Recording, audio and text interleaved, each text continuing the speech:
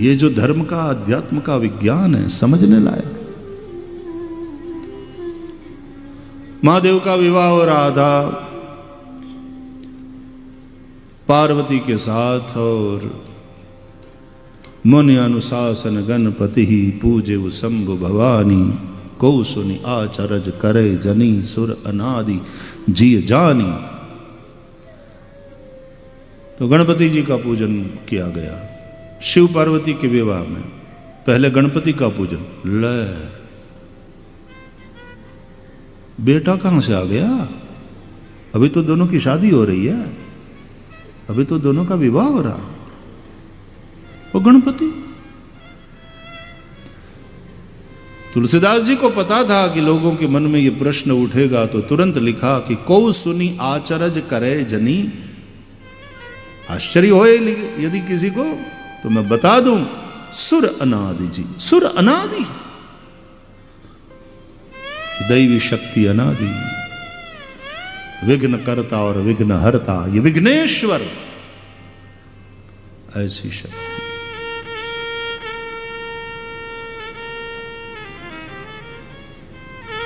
पूजे वो शंभु भवानी। और फिर विवाह विधि आगे चली तो गोत्रोच्चार करना पड़ता है ना, वर पक्ष का कन्या पक्ष के 3-3 पुरखों का स्मरण किया जाता कि इसकी पुत्री है, इसकी पौत्री है और इसकी प्रपौत्री है। तो कन्या पक्ष का गोत्रोच्चार हुआ। वो प्रायः हमारे यहाँ जो विवाह होता है तो कन्या पक्ष का जो गौर होता है, पुरोहित होता है, वही विवाह कराता है। बोला तो मेहमान केवाय इन घरे, उसके घर पे जो कुछ उसके पुरोहित भी साथ आ सकते हैं, लेकिन विवाह फिर विधि सब कन्या पक्ष के। तो कन्या पक्ष का गोत्रोच्चार हो गया 3 पीढ़ी का। अब वर पक्ष का गोत्रोच्चार, तो शंकर जी को पूछा गया, भाई आपके पिताजी का नाम बताओ, आपके दादा का नाम बताओ, आपके परदादा का नाम बताओ, 3 नाम बताना पड़ेगा, आपका गोत्र बताना पड़ेगा, कितने प्रवर है सब बताओ। तो शंकर जी झटा खंजवाड़वा मंडे।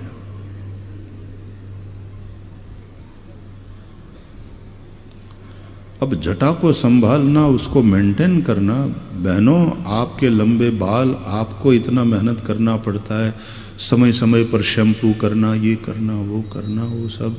लेकिन ये सन्यासी महात्मा लोग जो जटा रखते हैं लंबी लंबी, आपसे भी ज्यादा उनको संभालना पड़ता है। नहीं तो यदि ठीक से नहीं संभाला तो उसमें महीन कीड़े हो जाते जटा में। तो उसको संभालना, फिर आपकी तरह शैम्पू वैम्पू तो होता नहीं है, तो राख वगैरह इस तरह से लगाते हैं। गजब है हमारी संन्यास साधु परंपरा भी। जटा मुकुट सुर सरित सिर लोचन ललिन विशाल, नीलकंठ लावण्य निधि सोह बाल विदुभाल।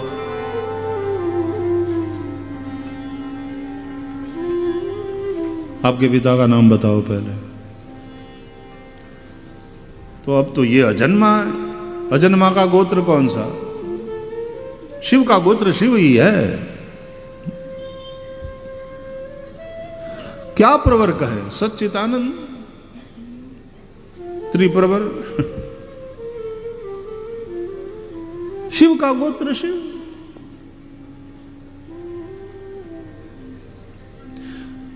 नहीं तो हम लोग प्रणाम भी करते हैं संध्या वंदना इत्यादि के बाद, तो बोलना पड़ता है कुत्स गोत्रोत्पन्नो हम आंगिरसमान धातृ कौत्से तित्री प्रवरान्वितः अमुक नाम शर्मा अहम भो आचार्यत्वाम अभिवादयामि, भो सूर्य चंद्रमसो युवाम अभिवादयामि, भो याज्ञवल्क्यत्वाम अभिवादयामि।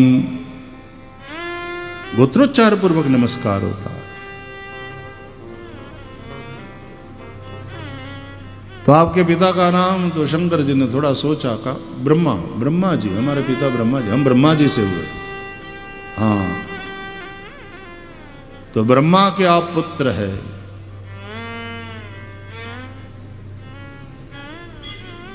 ब्रह्मणः पुत्राय, ऐसा। अच्छा, आपके दादा का नाम क्या? ब्रह्मा जी के पिता का नाम। शंकर जी ने सोचकर जवाब दिया, विष्णु। विष्णु, क्योंकि विष्णु के नाभि कमल से ब्रह्मा हुए। ठीक, आप ब्रह्मा के पुत्र हैं, आप विष्णु के पौत्र हैं।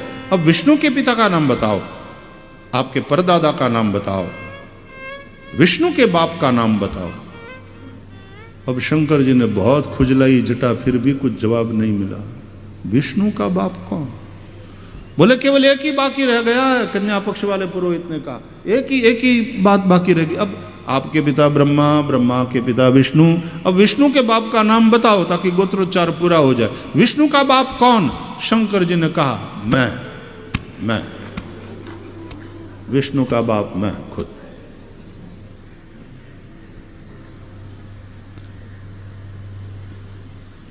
ऐस हुए स्वरूप अंतर नवधर्षो, कोई अंतर नवधर्षो, भोड़ा भूधर ने भजता, भोड़ा भूधर ने भजता, भवसागर तरशो। ओम हर हर हर महादेव। ब्रह्मा विष्णु महेश, एक ही तत्व के ये तीन रूप है। लेकिन ये कनेक्शन आपके समझ में आ गया होगा। विष्णु काले, मेघवर्णम शुभांगम, उनकी शक्ति लक्ष्मी हिरण्यवर्णा, तो उनके बेटे ब्रह्मा हिरण्यगर्भ, उनकी शक्ति सरस्वती शुक्लाम ब्रह्म विचार सार परम, उनसे शिव, तो शिव फिर गौर, उनकी शक्ति फिर काली, काली कारण विष्णु। तो कनेक्शन देखो। कुंद इंदु समदेह, पहली बार। दूसरा परिचय उमा रमन, उमा के ये पुत्र रमण है, पति है।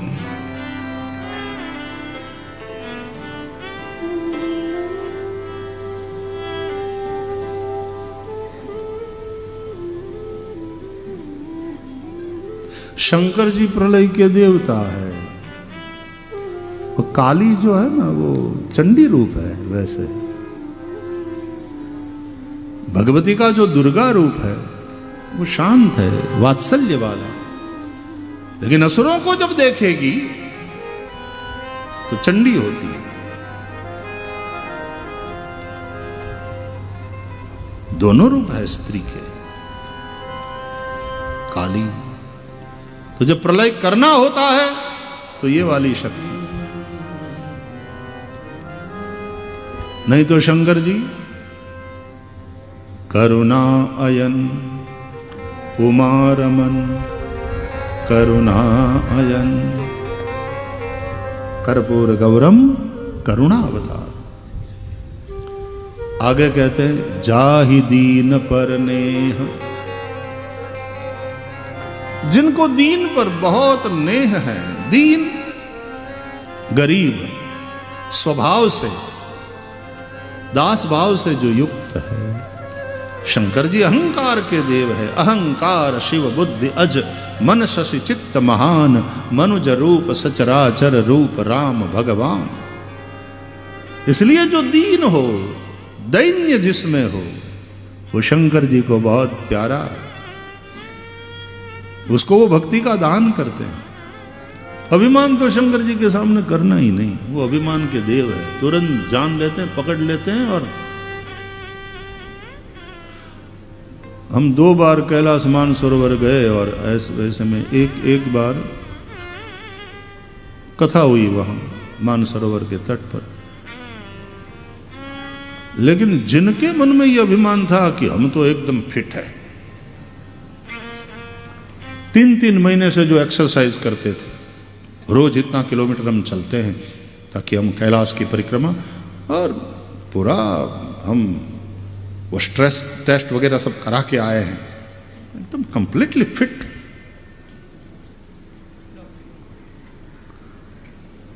वही लोग वहां जाकर ऐसे बीमार हुए कि रूम से बाहर ही नहीं निकल पाए। कैलाश परिक्रमा की तो बात क्या करें।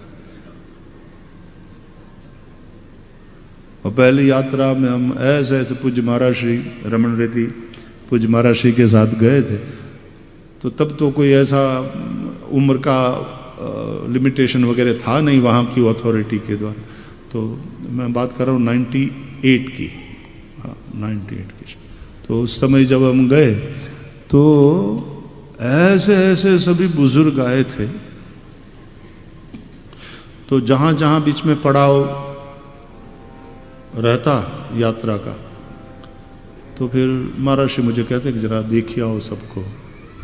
तो महाराज श्री आप बिराजो, मैं देखे आता हूँ सबको। तो वहाँ सबसे मिलने जाता, तो एक दो तो इस तरह से बाथरूम जाने के लिए यूं एक दीवार को पकड़ करके धीरे धीरे जा रहे थे। 4 कदम चले, वैसे भी वहां ऑक्सीजन की कमी, तो सांस फूलने लगती थी। तो मैं जाता पूछता कि भाई आप ठीक है? ठीक है भाई जी। तो लेकिन आप थोड़े हाँफ रहे। अरे बोले मुझे दमा अस्थमा की बीमारी है। अस्थमा की बीमारी, तुम यहां आए हो ऐसी बीमारी लेकर, और यहां ऑक्सीजन की कमी और ऐसी बीमारी लेकर यहां आए हो? क्या फर्क पड़ता है, यहां चले भी गए तो महादेव के चरणों में। बोलो, उस विश्वास से और उस दीनता के साथ जो आए थे उनकी यात्रा अच्छे से पूरी हो गई, सकुशल वापस गए। और जो 3-3 महीने से लगातार कसरत कर रहे थे, व्यायाम कर रहे थे, डॉक्टर ने जिसको एकदम फिजिकली फिट का सर्टिफिकेट दिया था, वो ऐसे बीमार हो गए वहां जाकर के, परिक्रमा भी नहीं लगा पाए। कोई भी प्रकार का अहंकार नहीं। भोले बाबा जिसमें दैन्य है, उन भक्तों उन वैष्णवों पर बहुत राजी रहते हैं। जाहि दीन पर नेह, ऐसे भगवान शिव करव कृपा मर्दन मयन। ए कामदेव के शत्रु, ए कामदेव को करने वाले, हम पर कृपा करो। कामारी है भगवान शिव, काम को जलाकर जिन्होंने राख किया। तो ऐसे भगवान शिव, और वो त्रिभुवन गुरु है। तो आगे बंदव गुरुपद कंज कृपा सिंधु नर रूप हरि, महामोह तम पुंज जासु बचन रवि कर निकर। बंदव गुरुपद कंज, गुरुदेव के चरण कमल में मैं वंदन करता हूं। कृपा सिंधु है जो, और नर रूप हरि, मनुष्य के रूप में साक्षात भगवान है। गुरु साक्षात परब्रह्म। या तो विद्वान लोग ऐसा भी कहते हैं, कृपा सिंधु नर रूप हरि लिख करके अपने गुरु नरहरिदास जी महाराज का भी स्मरण कर लिया तुलसीदास जी। मोह रूपी तमपुंज को मिटाने के लिए, अंधकार को मिटाने के लिए, जिनकी वाणी रविकर निकर, सूर्य की किरण के समान। तो गुरु की वाणी सूर्य की किरण के समान, और गुरु के चरण कंज। बंदव गुरुपद कंज, तो चरण है कंज कमल, और गुरु की वाणी सूर्य की किरण रविकर निकर। तो कंज और रविकर निकर का सीधा संबंध है। जब सूरज निकलता है तो कमल खिलता है, और जब सूरज ढलता है तो कमल बंद हो जाता है। मतलब सूरज के ऊपर कमल का खिलना, बंद होना आधारित है। उसी प्रकार वाणी के अनुसार जिनके चरण आचरण है, जो बोलते हैं तदनुसार जिनका आचरण है, इसलिए तो हम आचार्य कहते हैं गुरु को। ऐसे गुरु की वंदना। और फिर चौपाइयों की रचना करते हो। बंधु गुरु पद पदम परागा सुरुचि सुभाष सरस अनुरागा। बंधु गुरु पद पद्म परागा सुरुचि सुबास सरस अनुरागा। आमिया मूरी माया चूरन चारो समन सकल भवरुज परिवार सुकृति संभूतन विमल विभूति मंजुल मंगल मोद प्रसूति मंजुल मंगल मोद प्रसूति मंजुल मंगल मोद प्रसूति। हमारे भौतिक शरीर का पालन पोषण माता पिता से मिला है शरीर, पालन पोषण भी माता पिता करते हैं, धरती हमें अन्न देती है, लेकिन जीवन को सही ढंग से जीने और सफल करने की विद्या तो सद्गुरु ही देते हैं। राम कथा श्रवण किया पार्वती ने। भोलेनाथ ने पूछा, गिरिजा मैंने तुम्हारे समक्ष राम कथा का गायन किया, जो तुमने पूछा था उसके उत्तर में, कहो क्या और सुनना है? क्या तुमको आनंद आया, तुमको संतोष हुआ? तो पार्वती ने यही कहा, मैं कृतकृत्य भयऊ अब तब प्रसाद विश्वेश उपजी राम भक्ति दृढ़ बीते सकल कलेश। उपजी राम भक्ति दृढ़ बीते सकल कलेश उपजी राम भक्ति दृढ़। उपजी और गायब हो गई, दिखी दिखी और ओझल हो गई, ऐसा नहीं। उपजी राम भक्ति दृढ़ और बीते सकल कलेश। पुलिस आती है और उपद्रवी तत्व इधर उधर चले जाते हैं, तो ये तो भक्ति महारानी है। बीते सकल कलेश।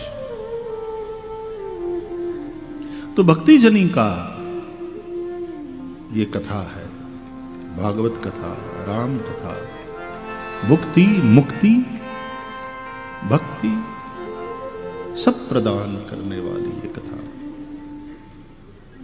कामधेनु है राम कथा कालिका कराला। राम कथा कालिका कराला। महामोह मही शेषु विशाला। महामोह मही शेषु विशाला। राम कथा कालिका कराला। राम कथा कालिका कराला। महामोह महिषेषु विशाला।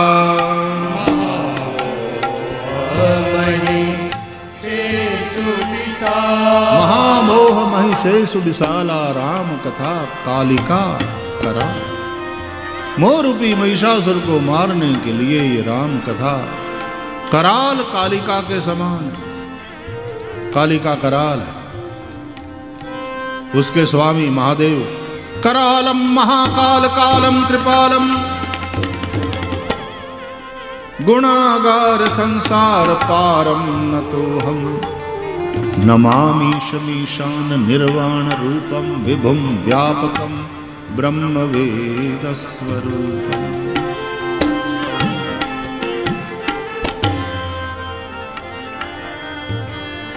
करालम महाकाल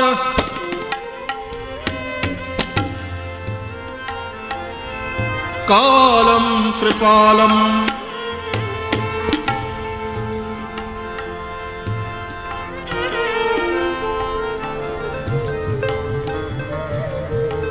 राम कथा कालिका करा।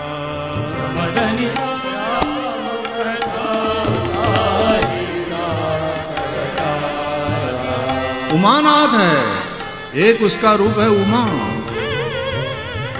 एक कराल कालिका चंडी चामुंडा। ओम ऐं ह्रीं क्लीं चामुंडायै विच्चे। हर मंत्र का अपना अपना प्रभाव है। भगवान शंकर की वह शक्ति कभी कराल कालिका बनकर के तुम्हारे मोह का नाश करती, महिषासुर का नाश करती है। उसी प्रकार ये कथा भी जो शिव जी के मुख से निसृत है, मोह रूपी महिषासुर का मर्दन करती है कराल कालिका बनकर, कभी उमा बनकर के। जैसे माँ बच्चे का पयपान कराती है, दुग्धपान कराती है, स्तनपान कराती है, पोषण करती है, कथा भी हमारा पोषण करती है मां की तरह।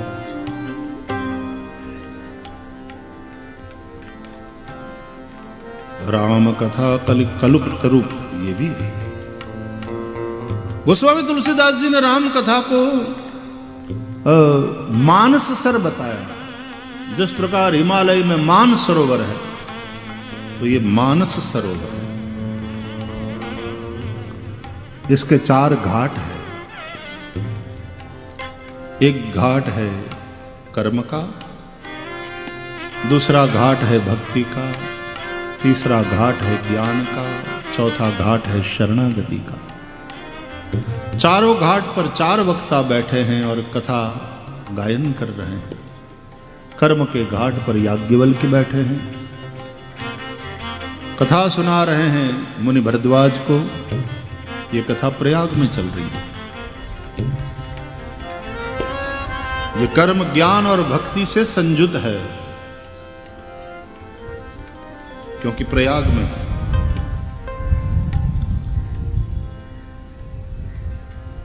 भक्ति के घाट पर काकभूषुंडी बैठे हैं, गरुड़ को कथा सुना रहे हैं। ज्ञान के घाट पर भगवान शिव बैठे हैं, गिरिजा के समक्ष कथा का गायन कर रहे हैं। और शरणागति के घाट पर खुद गोस्वामी तुलसीदास जी बैठे हैं और वे खुद को ही सुना रहे हैं, अपने मन को सुना रहे हैं। पाई न के ही गति पतित पावन राम भजी सुनो 60 मना। पाई न के ही गति पतित पावन हे मेरे 60 मन सुनो 60 मना।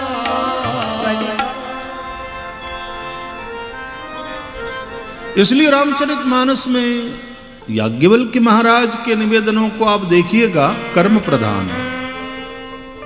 आप कर्म पूजा कर्म यज्ञ कर्म में बैठो तो उसकी एक विधि होती है। लक्ष्मी नारायण की पूजा है, सत्यनारायण की पूजा है, तो सीधे ही पूजा वो प्रधान देवता की शुरू नहीं हो जाती। अपवित्र अपवित्र आचमन प्राणायाम देवता नमस्कार, हाथ में जल लेकर संकल्प,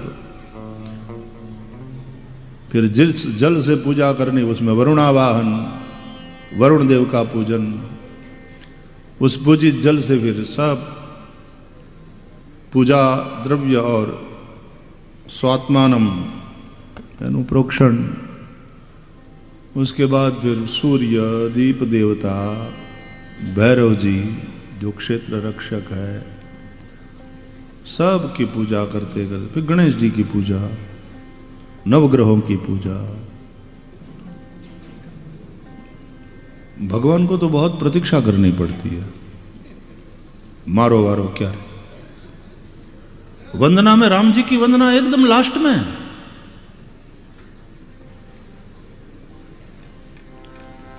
प्रधान देवता की पूजा अंत में।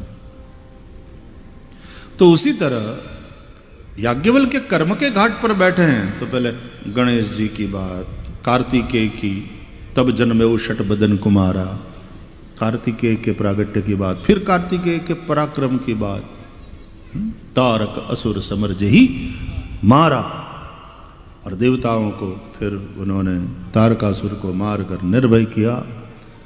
तो सती का चरित्र, शिव चरित्र, गणेश जी, कार्तिकेय, ये सब की बात कर करके फिर तब जाके राम कथा, प्रधान देव का पूजन, क्योंकि कर्म के घाट पर बैठे हैं याज्ञवल्क्य। तो वो विधि ज्ञात्वा शास्त्र विधान उक्तम कर्म कर तुमिहार हसी, तदनुसार याज्ञवल्क्य चल रहे हैं।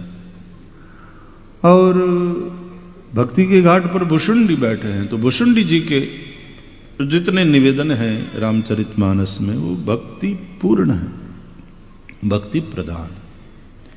ज्ञान के घाट पर शिवजी बैठे हैं, इसलिए शिवजी के निवेदनों को देखिए, वो ज्ञान प्रधान आपको मिलेंगे। कहते ना, तुमको जिस भगवान में शंका हो गया भगवान की लीला को देख करके देवी, तुमने चरित्र देखने की कोशिश भूल करी।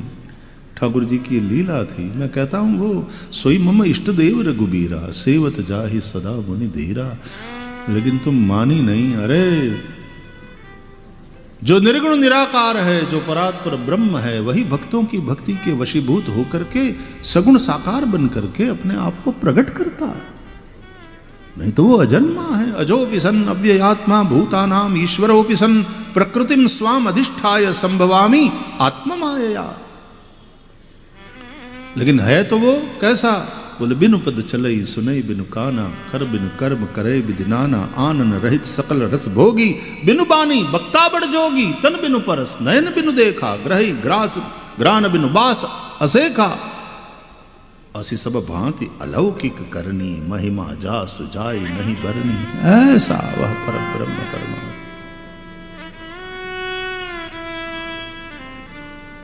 वही सगुण साकार बनकर आता। ज्ञान प्रधान निवेदन भगवान शंकर के हैं। और शरणागति के घाट पर खुद गोस्वामी तुलसीदास जी बैठे। तुलसीदास जी के निवेदनों को देखिएगा तो उसमें शरणागति का भाव।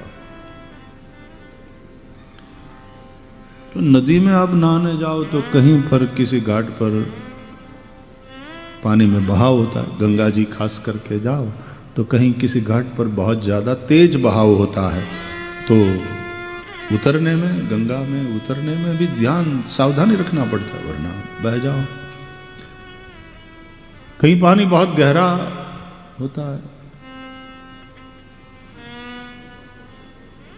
तो कोई अच्छे स्थान का चयन करके तब फिर स्नान करने जाते हैं कि ये जगह ठीक रहेगी। उसी तरह ये सरोवर है, मानस सरोवर, तो उसमें कहीं पानी गहरा है और जिस घाट पर पानी गहरा है उस घाट पर शंकर जी बैठे हैं। ये ज्ञान का घाट है, वहां पानी गहरा है। याज्ञवल्क्य जहां बैठे हैं उस कर्म के घाट पर, वहां देखो इतना जल निर्मल, इतना स्वच्छ। और भक्ति के घाट पर जहां भुषुंडी बैठे हैं, बड़ा मधुर शीतल। क्यों? क्योंकि रघुपति महिमा अगुण अबाधा, बर नभ सोई बर बारी अगाधा। वो जो निर्गुण ब्रह्म की चर्चा है, ज्ञान चर्चा, वही अगाध जल है। शिवजी वाले घाट पर, याज्ञवल्क्य वाले घाट पर लीला सगुन जो कहे बखानी, सोई स्वच्छता करई मलहानी। सगुन भगवान की जो लीला है वही स्वच्छता, और वो स्वच्छता करई मल हानि, मल की हानि कर, मल को मिटाती। सत्कर्म से ही मल मिटता है ना। आद्य शंकराचार्य भगवान कहते हैं कि कर्म कोई भी हो वो तुम्हें मुक्त नहीं कर सकता, लेकिन मुक्ति के लायक बना सकता है। क्योंकि वेद विहित कर्म करते करते करते तुम्हारा चित्त शुद्ध हो जाएगा, और शुद्ध चित्त में फिर ज्ञान का प्रकाश हो सकता है। लेकिन मुक्ति तो ज्ञान से ही संभव है। ऋते ज्ञानान्न मुक्ति ही।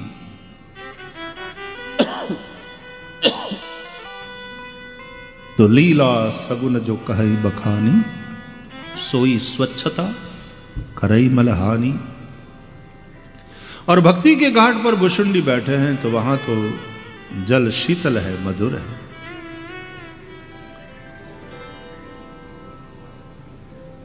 भक्ति शीतल होती है, मधुर होती है।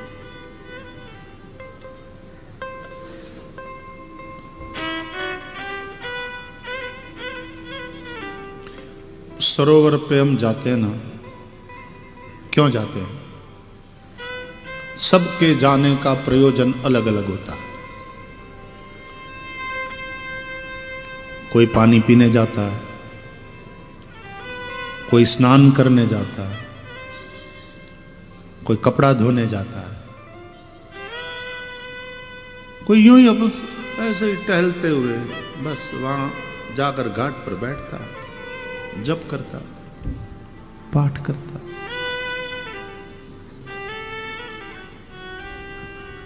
जहां लोग कपड़ा धो रहे हो, धोबी कपड़ा धो रहे हो और थोड़ा शोरगुल हो, तो जिसको शांति पूर्वक बैठना है वो अलग घाट पे, जहां एकदम एकांत है, शांति, वहां बैठकर वो अपना जप करेंगे। जिसको पानी पीना है वो पहले क्या देखेगा?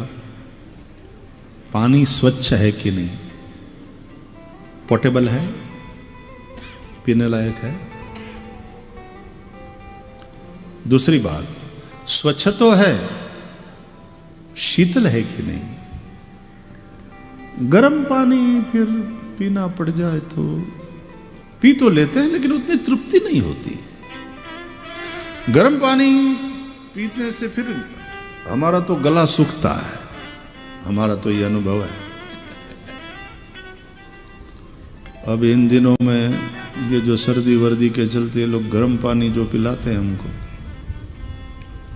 तृप्ति नहीं होती, गला सूखता है उल्टे।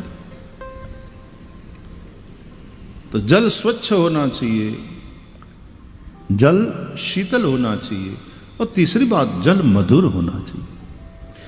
कभी कभी पानी स्वच्छ होता है, एकदम क्लीन वाटर, शीतल भी, लेकिन स्वाद उतना बढ़िया नहीं होता, मजा नहीं आता। मधुर हो तो स्वच्छता है सगुण की लीला की। जहां याज्ञवल्क्य बैठे, शीतलता और मधुरता वो है भक्ति की। जहां भुशुंडी बैठे, कपड़ा धोने जो धाता है वो तो स्वच्छ हो तो बहुत बहुत हो गया। आजकल तो फिर जो ये लोग कपड़ा धोते हैं वहां तो सरोवर हो, नदी हो तो ठीक है, नहीं तो वो पानी इतना गंदा होता है। अपन थे गो आपड़ा धोत्या आमा धोवाई છે। ગામમાં ખાનો મેલ લઈને આપણા ધોત્યા આવે, ભલે કેમિકલ નાખીને ધોળા ધોળા હોય, પણ અને ગામ આખાના કપડા પાછા ભેગા કરીને એકી પાત્રમાં કોકના પરસેવા એમાં હારવાર આવે, કપડાના, કોક તો ખહુરિયા હોય તો એ બધું.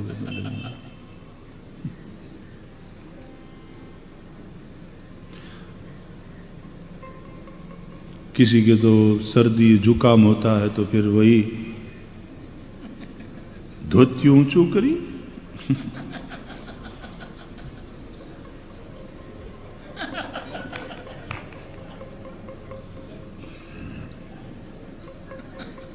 એ ધોત્યું ધોવા જાય, એના ધોત્યાને આપણું ધોત્યું ભેગા થાય पानी में. गुजराती समझ में आ रही है ना? ये तो आ ही जाएगी, इसमें कौन सी बड़ी तत्व ज्ञान की बात है.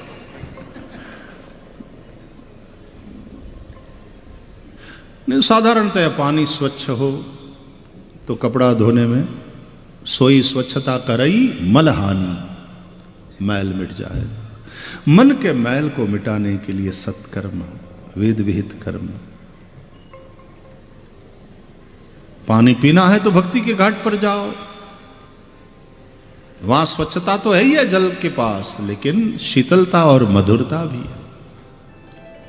प्रेम भक्ति जो वर्णि न जाई, सोई मधुरता सुशीतलताई. वही है इस जल की मधुरता और शीतलता. स्नान करना हो और तुम तैराक हो, गोता लगाने के आदि हो, तो आओ ज्ञान के घाट पर, शिवजी वाले घाट पर. वहां पानी गहरा है. रघुपति महिमा अगुण अबाधा, रघुपति महिमा अगुण अबाधा, बरनब सोई बर बारी अगाधा. बरनब सोई बर बारी अगाधा,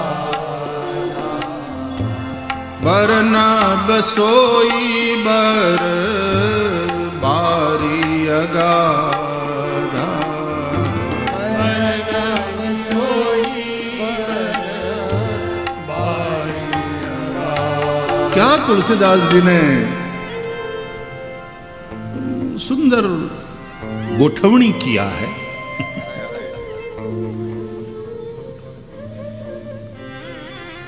रघुपति महिमा अगुण निर्गुण, उसका जो वर्णन है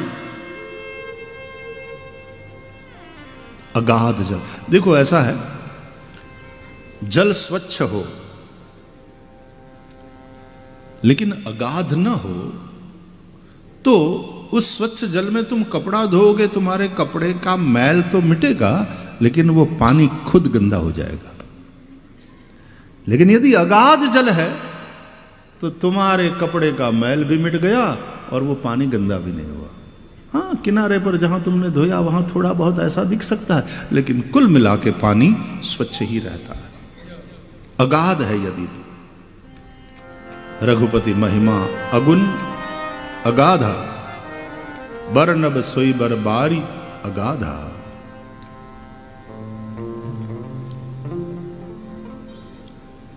गहराई है निर्गुण की.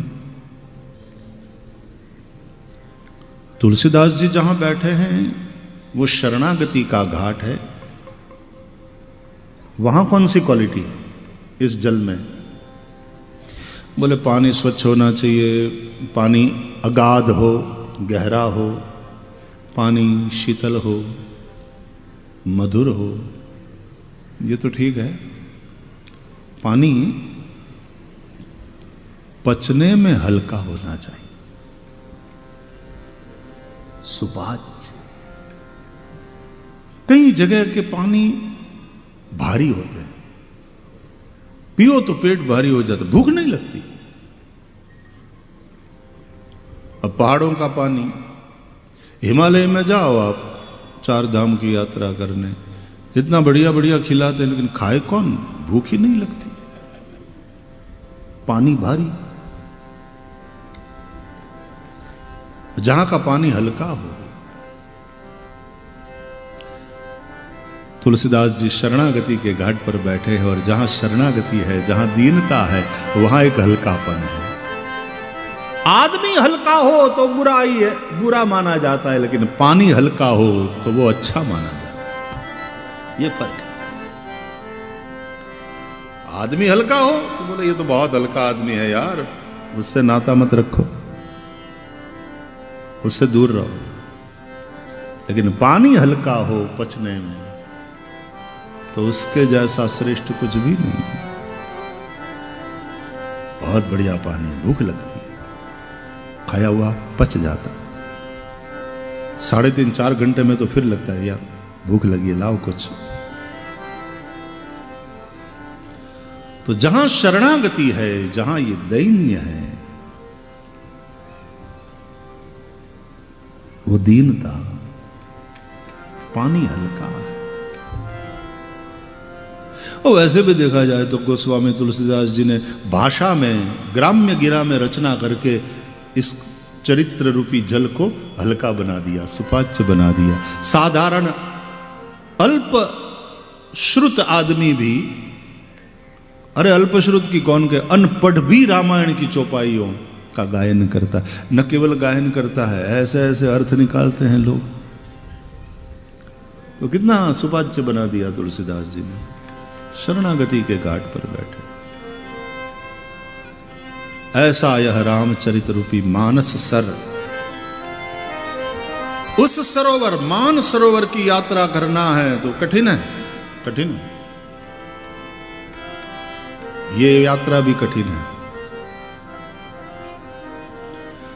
मानसरोवर पर जाने के लिए हिमालय के न जाने कितने शिखरों को पार करते हुए पहुंचना पड़ता है।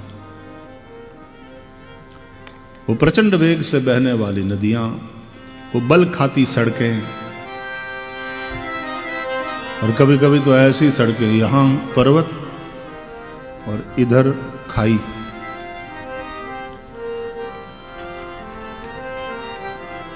और वो खाई, वैसे आप इस तरफ बगल वाले की ओर देखते हुए बात करो, लेकिन वो खाई यदि इसने तुम्हारी ओर देखते हुए दिखाई, बाप रे देखो तो किसी का, और तुम नहीं।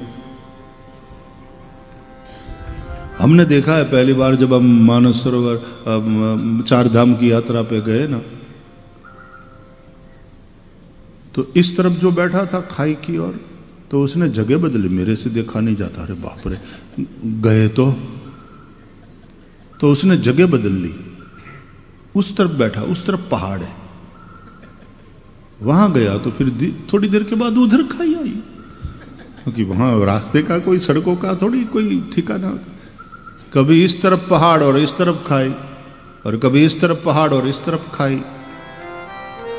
तो देखते ही कई लोगों को चक्कर आने लगते। मैंने ऐसे लोगों को देखा है यात्रा में, शुरुआत में जो यात्रा हुई 4 धाम की, एक बार सुरक्षित पहुंच जाए घर पे तो फिर दूसरी बार नहीं आना है, वहीं से प्रणाम कर लेंगे। इतने घबराते, कठिन है। फिर आदत हो जाती है तो क्या कहने, फिर तो बार बार जाने का मन करता है। बोलो सुबह मन हुआ और हर्ष ऋषिकेश से चल दिए बद्रीनाथ, दर्शन किया, एक रात ठहरे, सुबह फिर चल दिए ऋषिकेश। कई लोग तो भगवान के द्वार पट खुलते हैं, हाजिर। बीच में भी कितनी बार हो आते हैं, अब फिर से हो आए, वहां से फोन आता है, हम बद्रीनाथ में, कि बोले आज पट बंद हो रहे हैं। वाह, बड़े प्रेमी हो, तो उनका तो अभ्यास हो जाता है, नहीं तो खाई। कठिन है यात्रा, तो अनेकानेक पहाड़ों को पार करके वहां पहुंचना पड़ता है। उसी तरह यहां पर भी, ये मानस सरोवर की यात्रा में भी, गृह कारज नाना जंजाला ते अति दुर्गम शैल विशाला गृह कारज नाना जंजाला ते अति दुर्गम शैल विशाला। घर के कामकाज की जो जंजाल है वही दुर्गम पहाड़ है। क्या उपमा दिया है तुलसीदास जी ने, क्योंकि पहाड़ों का ऐसा है कि एक पहाड़ पार करें तो हमको लगता है कि बहुत सारे पहाड़ हम पार कर चुके, अब तो बस पहुंचने ही वाले हैं। इस पहाड़ को पार कर लिया तो फिर सामने मानसरोवर, लेकिन नहीं, वहां दूसरा पहाड़, आओ इस तरह से स्वागत करते हुए खड़ा, आओ फिर यहां से उतरो, फिर उस पहाड़ को चढ़ो। बगल वाले से कहते हैं अब तो पहुंचने ही वाले हैं, बस इस पहाड़ को पार किया पहुंच जाएंगे।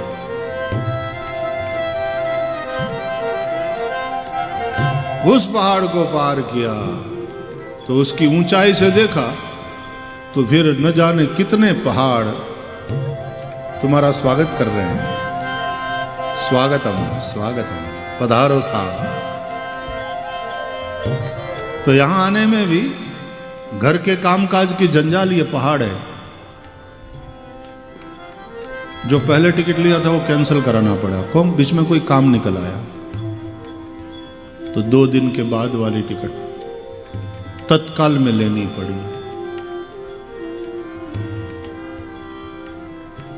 बस निकलने ही वाले थे दूसरे दिन सुबह की ट्रेन से या हवाई जहाज से, सामान एकदम पैक था। रात में 9:30 बजे खबर आई कि वो गोमती मां चली गई ठाकुर जी के धाम में। गोमती मां जिसकी जो भी लगती हो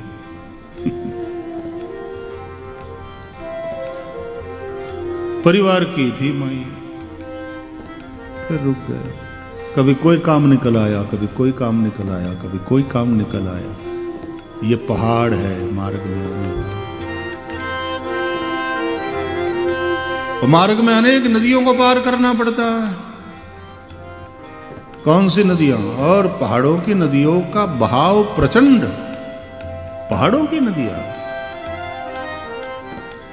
नदी कुतर्क भयंकर नाना, कुतर्क की नदियां। न्याय शास्त्र में तर्क तो है, पूरा न्याय शास्त्र पदार्थ कितने हैं और उसमें तर्क की बात तो है ही, और फिर न्याय और उसके बाद वैशेषिक, उसी में थोड़ा जोड़ मिलान। और तर्क तो है, तर्क कुछ हद तक तुम्हारी मदद करता है सत्य तक पहुंचने में, लेकिन कुतर्क वो तो कहीं का नहीं छोड़ता। कुतर्क तो प्रचंड बहने वाली नदियों की तरह है। एक बार उसमें गए गए। नदी कुतर्क भयंकर नाना, विभिन्न प्रकार के ऐसे कुतर्क भयंकर। कुतर्क को तो भगवान शिव जी पिशाच कहते हैं। पिशाच। तर्क ठीक है, बुद्धि के पास तर्क है, तर्क कुछ हद तक काम की चीज है।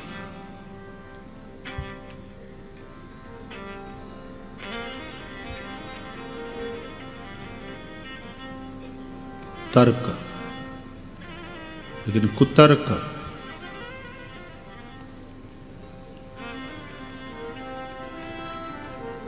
कैंची का काम करता है। इसलिए करतरी, कर त तर्क, देखा, कर्त तर्क, उल्टा करो, तर्क कर्त और फिर री, करतरी कैंची।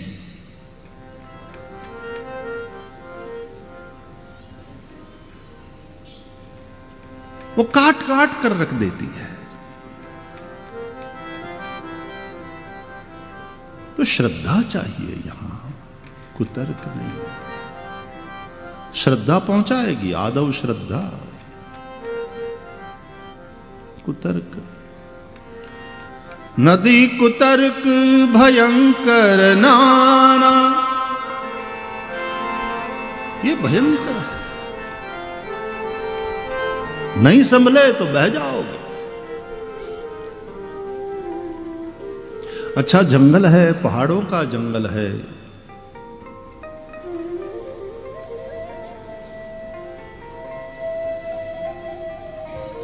सांप, बिच्छू, बाघ इत्यादि शिकारी पशु,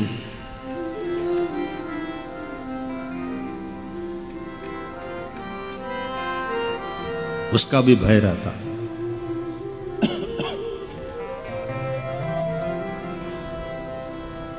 कुछ लोग होते हैं जब आप यात्रा पे निकले होते हैं ना, तो रास्ते में मिल जाते हैं, आप उसको देखकर जैसे आराम, हेलो, किस तरफ? रामेश्वर, कथा है। बड़े भगत हो गए, आजकल तो बहुत कथा में रहते हो भैया, बड़ा पुण्य कमा रहे हो। हम जैसे गरीबों का भी कुछ ध्यान रखना, थोड़ा थोड़ा हमारे हिस्से में भी आने देना।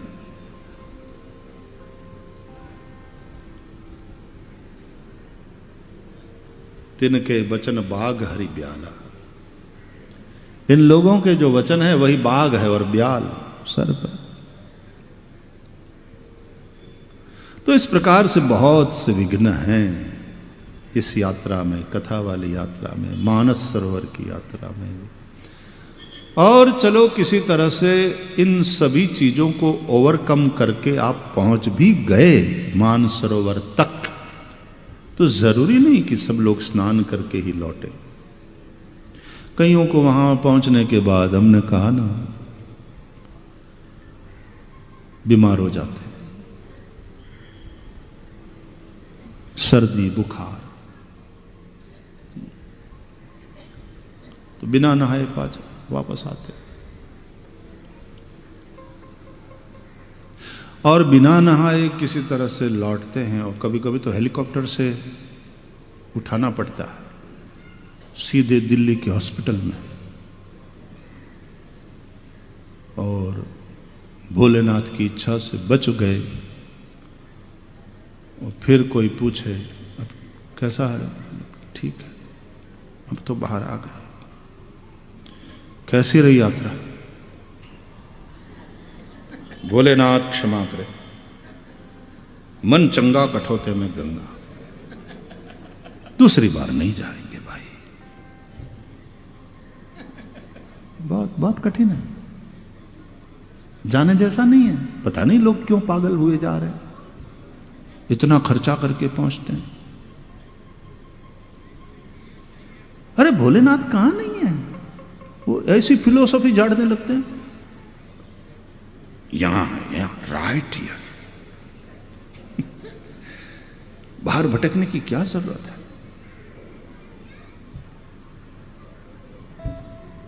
जो बहोरी कोई पूछन आवा, तो सर निंदा करिता ही बुझावा। फिर सरोवर की निंदा करके वो दूसरों को भी निरुत्साह करता है। यदि आप जाने का मन बना रहे हो, मैं तो यही इतना ही कहूंगा कि भैया यहीं से नमन कर लो, भोलेनाथ तो सब जगह है। तो उसी तरह यहां तक पहुंच गए किसी तरह कथा में, तो सब लोग जितने बैठे हैं सब सुनते हैं। जरूरी थोड़ी। कई लोग घड़ी देख रहे होते हैं, कई मोबाइल के साथ व्यस्त रहते हैं एक दूसरे के। आप लोग तो बड़े प्यारे हो मेरे, अभी तक मेरी ध्यान में कोई का मोबाइल नहीं आया। नहीं तो वीआईपी लोग आगे बैठते हैं और व्यस्त रहते हैं मोबाइल। अरे लेकिन तू आया क्यों? और आगे वाली वीआईपी सीट एंगेज करके बैठा है, तो सुनने तो आया नहीं। ये मोबाइल इतनी खतरनाक चीज है और इतनी अद्भुत चीज है, इसलिए वो कहते हैं ना, एक मां 100 शिक्षक के बराबर होती है। मोबाइल छोड़े तो थोड़ा मोबाइल से फुर्सत मिले तो एक मां 100 शिक्षक के बराबर मानी गई है।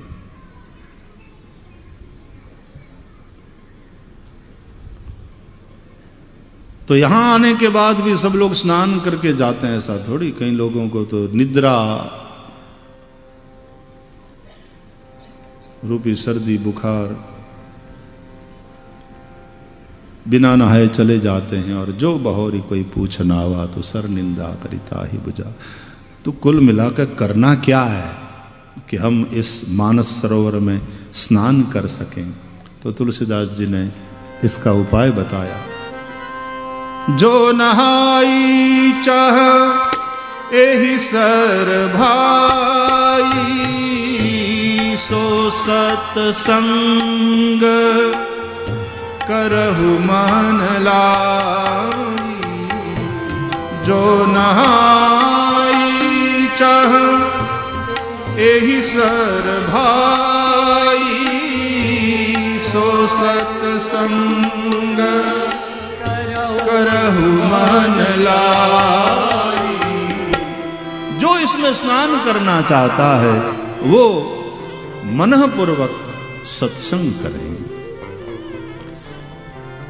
जिसकी सत्संग में रुचि हो जाती है वो किसी भी तरह पहुंचते हैं, किसी भी तरह कहीं से भी पहुंचते हैं। कितना लंबे हो तो भी पहुंचते हैं। सो सत्संग करहु मन लाई।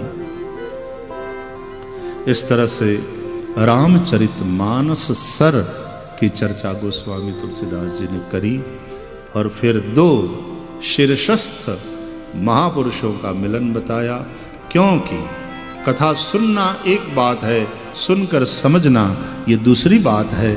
सुनकर समझना चाहो तो 3 शर्तें हैं।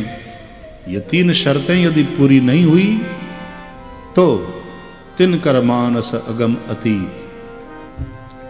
क्या बात है? और जय श्रद्धा संबल रहित और नहीं संतन कर साथ, तिनकर मानस अगम अति, जिन्हि न प्रिय रघुनाथ। एक तो श्रद्धा नहीं है तुम्हारे पास, श्रद्धा रूपी बल नहीं है, वो तो संबल है, श्रद्धा जैसा कोई बल नहीं। और इस यात्रा में संत का साथ हो, सदगुरु का साथ हो, वो मार्गदर्शक है। और तीसरी बात, रघुनाथ जी में प्रेम हो, यानी लक्ष्य के प्रति अनुराग। वो नहीं होएगा तो आप यात्रा के लिए ही घर से निकलेंगे ही नहीं। बद्रीनाथ जाने की इच्छा तो कब करोगे? जब बद्रीनाथ में भगवान बद्री विशाल में ऐसा अनुराग हो। तो रघुपति के प्रति प्रेम हो, संत का साथ हो और श्रद्धा का बल हो, ये 3 चीजें हैं तो आप कथा सुनने के बाद कथा को समझ पाओगे। इसलिए शीर्षस्थ 2 संतों का मिलन बताया, मुनि भरद्वाज और ऋषि याज्ञवल्क्य का। वो चर्चा कल हम आगे बढ़ाएंगे। आज इस चर्चा के बाद कथा को यहाँ पर विराम देने से पूर्व कुछ मिनट भगवान नाम का आश्रय करेंगे। जय जय राम कृष्ण जय जय जय जय राम कृष्ण जय जय राम कृष्ण हरि जय जय राम जय जय राम कृष्ण जय जय जय जय राम कृष्ण जय जय राम जय जय राम कृष्ण हरे जय जय राम कृष्ण जय जय राम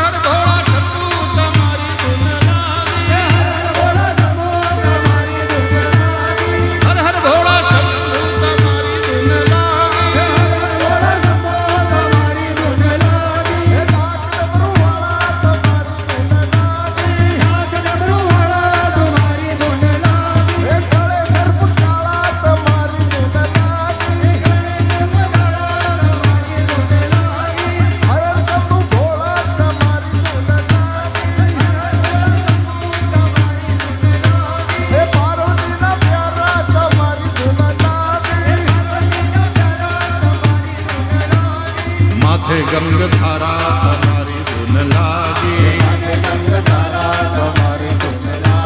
ये तारी धुन लागी घोड़ा तारी धुन लागी, ये तारी धुन लागी घोड़ा तारी धुन लागी, ये तारी धुन लागी घोड़ा तारी धुन लागी, ये तारी धुन लागी घोड़ा तारी धुन लागी, ये ढाक डमरू वाला तुम्हारी धुन लागी, ये ढाक डमरू वाला तुम्हारी धुन लागी, ये ढाक डमरू वाला तुम्हारी धुन लागी, ये ढाक डमरू वाला तुम्हारी धुन लागी, कंठे नाग काला तुम्हारी धुन लागी, कंठे नाग काला तुम्हारी धुन लागी, कंठे नाग काला तुम्हारी धुन लागी, कंठे नाग काला तुम्हारी धुन लागी, माथे गंग धारा तुम्हारी धुन लागी, माथे गंग धारा तुम्हारी धुन लागी, तारी धुन लागी घोड़ा तारी धुन लागी, तारी धुन लागी घोड़ा तारी धुन लागी, तारी धुन लागी घोड़ा तारी धुन